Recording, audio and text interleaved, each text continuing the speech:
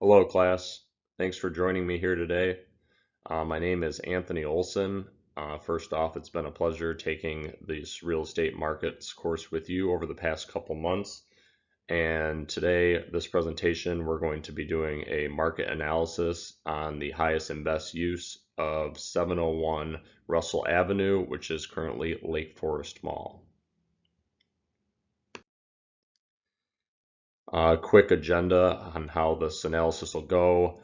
The purpose of it is to identify the highest and best use for this real estate site. We'll go over the site conditions, looking at the location, size, shape, and proximity to transportation. We'll look at the trade areas by identifying the demographics, the population, the household income, the average age of the people living around there, their marital status as well. And we'll also look at the three different type of real estate markets that we could potentially develop here: the office space, the residential space, and the retail space. Finally, we'll look at the possibility of building a mixed use development and give our final recommendation. A little bit background on the subject property. It was built in 1978 as Lakeforest Mall. Um, the shape of the property is mostly square and it has access on all four sides, actually with 6 entrances, so it's incredibly convenient to get to by car. The location of the site is in Montgomery County in Maryland, directly off I-270. It's about 30 miles northwest of Washington, D.C., and about 20 miles southwest of Baltimore. The site itself has a couple stormwater retention ponds. It's lined with trees on the outside. It's relatively flat, and most importantly, it's large enough for any type of development that we'd really want to put here. The current use of the site is for Lakeforest Mall. It's an enclosed shopping center with over 160 stores. And a little bit more background on the property.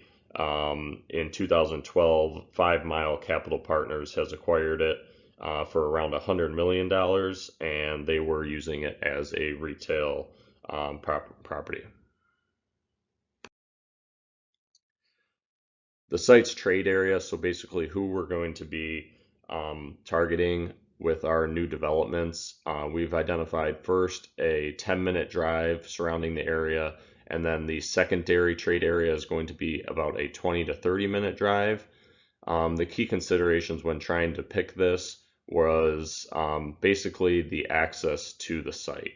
There isn't a lot of metro access. There are about 11 different bus stops in the vicinity, but mostly it's going to be by car.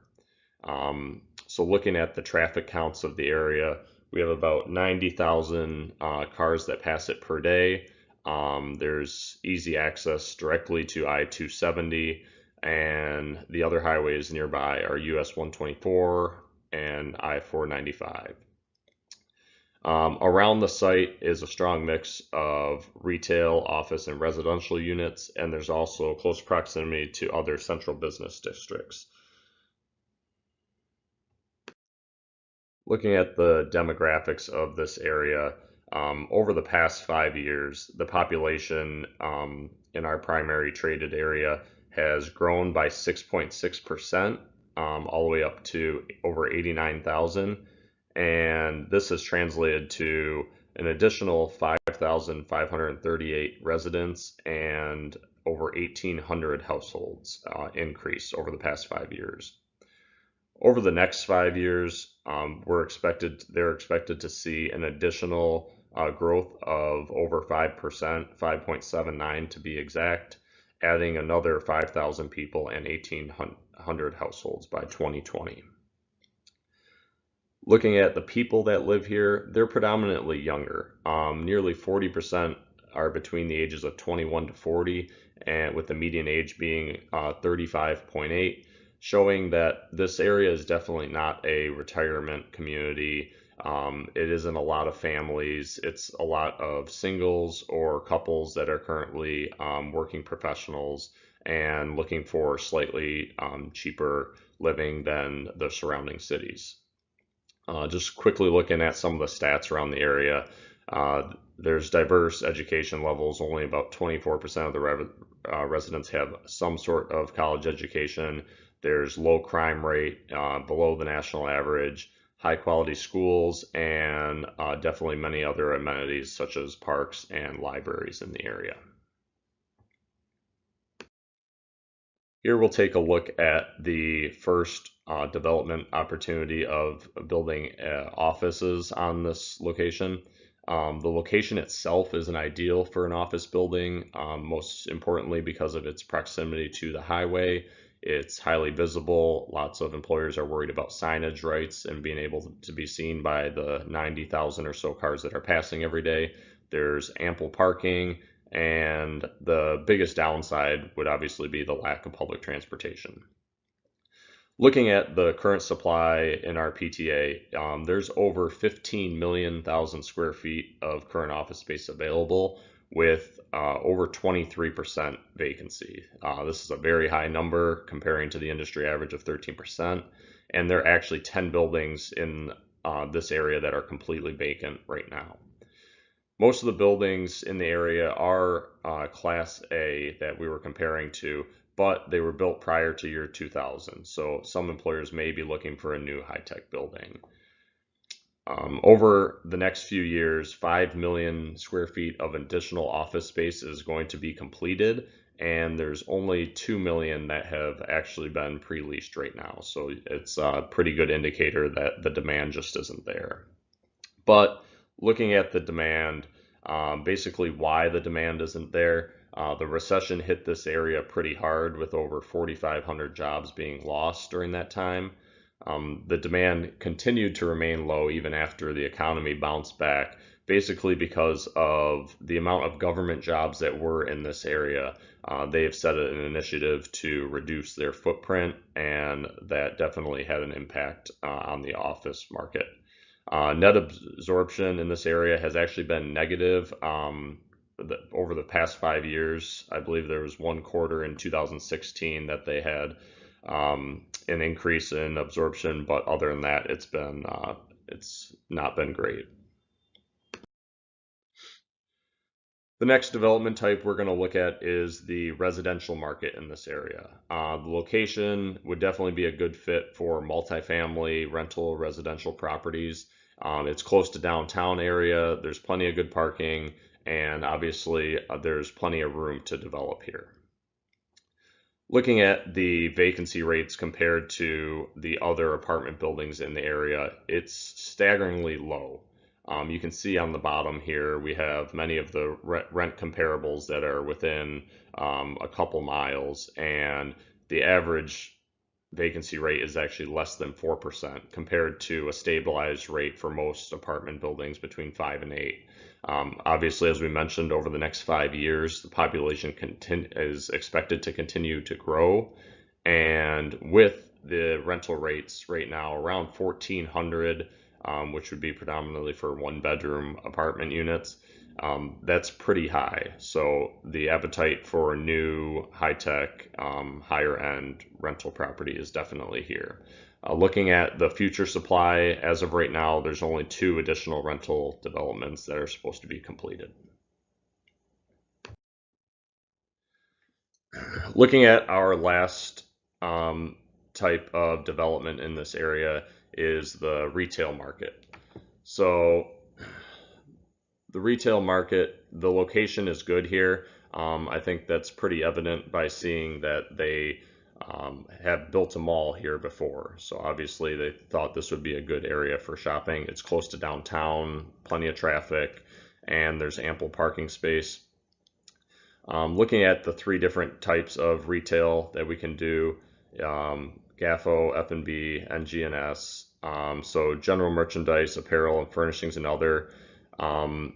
We started out with a capture rate of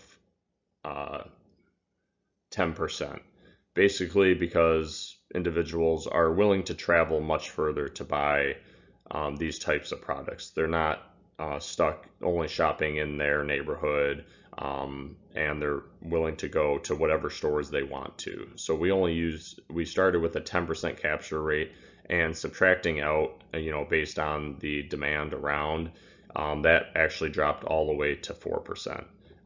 So obviously, with many of the large consumer stores that are in this area, this just isn't a good option. Next, looking at food and beverage, we started with a capture rate of 28%. And after taking out the different local restaurants and bars, a few of them named here, we ended with 22%. So this remained pretty high, and especially with the increased population and possibility of building rental units here, that this is a viable option.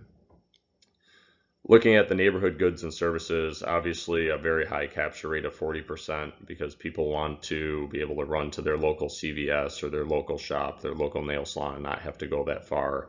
There is a lot around here. I'll show on the next slide some examples of how close the competition would be, but we took that down all the way to 22%. But important to note here, even with taking out that many other competitors, if you see under the consumer spending is very high in this area, and with being able to capture 22%, there's definitely still a high square footage of demand. And this is a quick slide showing how we kind of evaluated the capture rates. Um, First one, looking at GAFO, definitely plenty of furniture stores and apparel stores right around. Food and beverage, people obviously aren't willing to travel as far, but there are some restaurants in the area. And then neighborhood goods and services. Plenty of pharmacies around, but especially with the possibility of new rental properties, there's going to be plenty of demand for that. Looking at our recommendation for this site, I would recommend that this site is a mixed use development um, consisting of rental residential units and retail. The type of retail, I believe, should be neighborhood goods and services and food and beverage. Um, One thing to note that looking at the GAFO and the different types of retail, the impact that e-commerce is having is mostly affecting the GAFO industry, and that is going to put a strain even further on the small amount of remaining business that we would be able to capture in this area, where neighborhood goods and services and food and beverage haven't seen as big of a hit. So looking at how much we should develop based on the demand and the low vacancy, recommend about on the site 500,000 square feet of rental units, 100,000 square feet of neighborhood goods and services, and additional 50,000 square feet of food and beverage.